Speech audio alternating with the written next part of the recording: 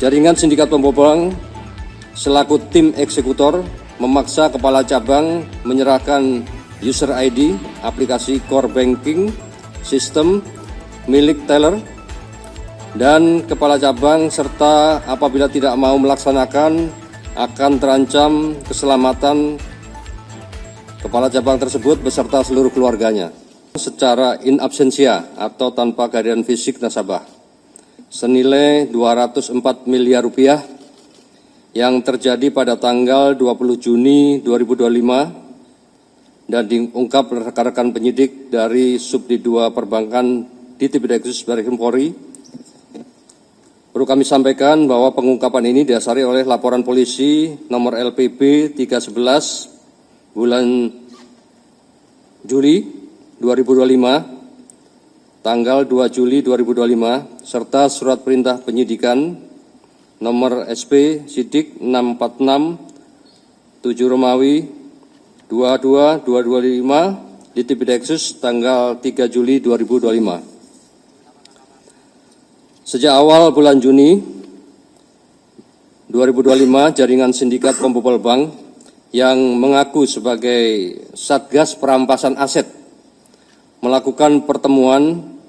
dengan kepala cabang pembantu salah satu bank BNI yang ada di Jawa Barat untuk merencanakan pemindahan dana pada rekening dorman. Kesimpulan dari pertemuan tersebut, kami sampaikan bahwa jaringan sindikat pembobol bank yang mengaku sebagai Satgas Perampasan Aset menjelaskan cara kerja serta peran masing-masing dari mulai persiapan, pelaksanaan eksekusi sampai tahap imbal balik hasil. Jaringan sindikat pembobol bank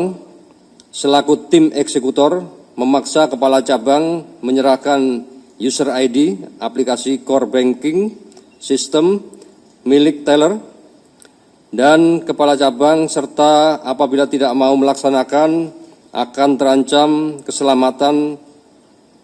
kepala cabang tersebut beserta seluruh keluarganya. Di akhir bulan Juni 2005, jaringan sindikat pembobol bank selaku eksekutor dan kepala cabang bersepakat untuk melakukan eksekusi pemindahan dana rekening dorman pada hari Jumat pukul 18.00, jadi sudah di akhir minggu atau mendekati hari libur, setelah jam operasional. Hal ini dilakukan sebagai celah para pelaku untuk menghindari sistem deteksi bank.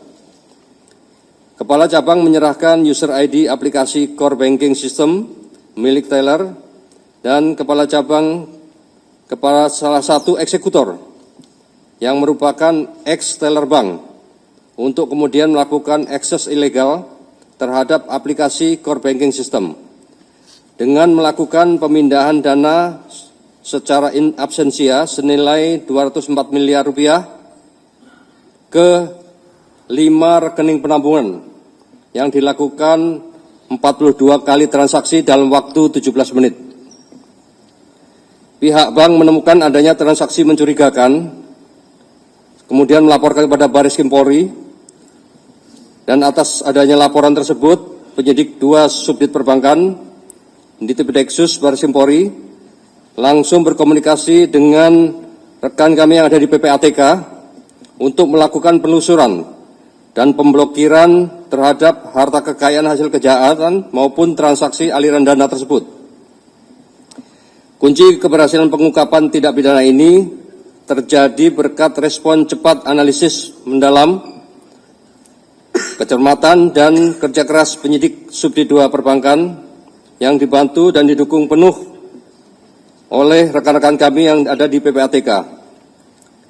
Dari hasil penyidikan yang dilakukan, berhasil memulihkan dan menyelamatkan seluruh dana yang ditransaksikan secara ilegal dengan total 204 miliar rupiah, serta dari proses penyidikan tersebut, penyidik telah menetapkan 9 orang tersangka yang terdiri kita kelompokkan. Yang pertama yaitu kelompok pelaku yang berasal dari karyawan bank, yaitu AP, 50 tahun, selaku kepala cabang pembantu, yang perannya memberikan akses ke aplikasi core banking system kepada pelaku pembobol bank untuk melakukan transaksi pemindahan dana secara in absentia. Yang kedua yaitu GRH, 43 tahun, selaku Consumer Relation Manager dengan peran sebagai penghubung antara kelompok jaringan sindikat pembobol dengan kepala cabang pembantu. Kemudian kelompok pelaku pembobol atau eksekutor, yang pertama yaitu C, 41 tahun, dengan peran selaku mastermind atau aktor utama dari kegiatan pemindahan dana tersebut dan mengaku sebagai Satgas Perampasan Aset yang menjalankan tugas negara secara rahasia. Yang kedua yaitu DR, 44 tahun, perannya sebagai konsultan hukum yang melindungi kelompok pelaku pembobol bank serta aktif di dalam perencanaan eksekusi pemindahan dana secara in absentia. Yang ketiga NAT, 36 tahun, dengan peran sebagai ex-pegawai bank yang melakukan akses ilegal aplikasi core banking system dan melakukan pemindah bukuan secara in absentia ke sejumlah rekening penampungan. Yang keempat yaitu R, 51 tahun, dengan peran sebagai mediator yang bertugas mencari dan mengenalkan kepala cabang kepada pelaku pembobol bank dan menerima aliran dana hasil kejahatan. Yang kelima yaitu TT, 38 tahun, dengan peran sebagai fasilitator keuangan ilegal yang bertugas mengelola uang hasil kejahatan dan menerima aliran dana hasil kejahatan. Yang ketiga yaitu kelompok pelaku pencucian uang. Yang pertama yaitu DH, 39 tahun, dengan peran sebagai pihak yang bekerja sama dengan pelaku pembobol bank untuk melakukan pembukaan blokir rekening dan memindahkan dana yang terblokir. Yang kedua yaitu IS, 60 tahun, dengan peran sebagai pihak yang bekerja sama dengan pelaku pembobol bank yang menyiapkan rekening penampungan dan menerima uang hasil kejahatan. Dari 9 pelaku di atas, terdapat 2 orang tersangka berinisial C dan K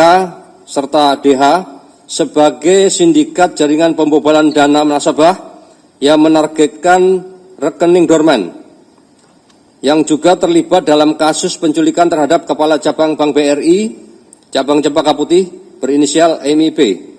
yang saat ini ditangani oleh Ditreskrim Polda Metro Jaya. Dengan modus operandi, para pelaku merupakan jaringan sindikat pembobol bank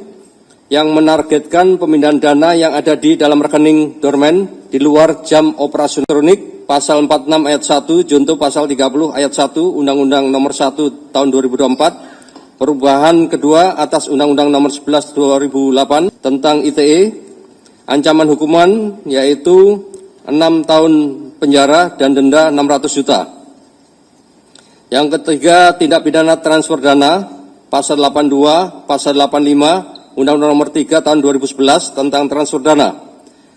Ancaman hukuman yaitu 20 tahun penjara dan denda 20 miliar.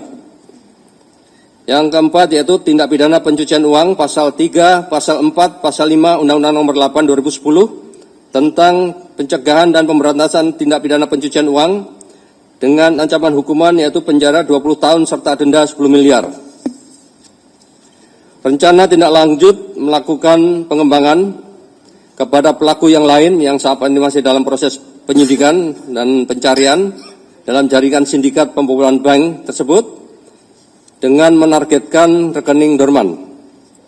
Tentunya saat ini kami dari Ditreskrim Barres Polri terus melakukan pengembangan kepada pelaku lain yang terlibat dalam jaringan sindikat pembobolan bank yang menargetkan rekening dorman guna pengungkapan secara jelas tindak pidana yang dilakukan.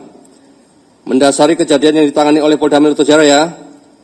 dan Ditreskrim Barres Polri, kami menghimbau kepada masyarakat untuk lebih hati-hati lagi dan senantiasa selalu memantau rekening secara rutin, memperbarui data diri secara berkala dan mengaktifkan notifikasi transaksi untuk mencegah nasabah menjadi rekening dorman yang menjadi sasaran jaringan sindikat pembobol bank.